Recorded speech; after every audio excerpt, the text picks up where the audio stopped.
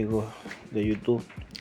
Me han estado preguntando si es la misma forma de hacer el corte para hacer las dos aberturas atrás de una leva.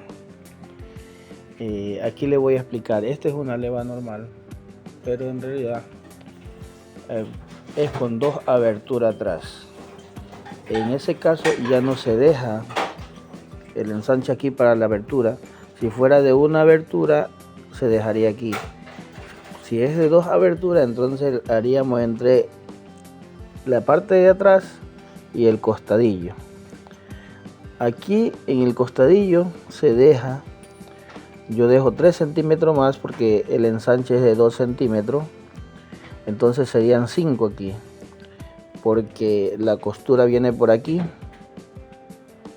Si la costura viene por aquí, tengo 4 centímetros para hacer la aleta donde va a estar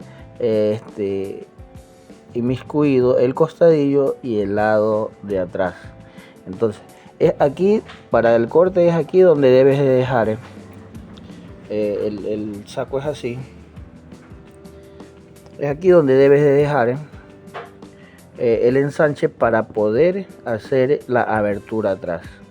Yo dejo, aparte del ensanche que son 2 centímetros, dejo 3 más, entonces son 5 centímetros que dejo aquí de un lado, y acá también, por ende, acá viene la costura, aquí dejo 5 centímetros también de este lado para poder hacer las dos aberturas atrás.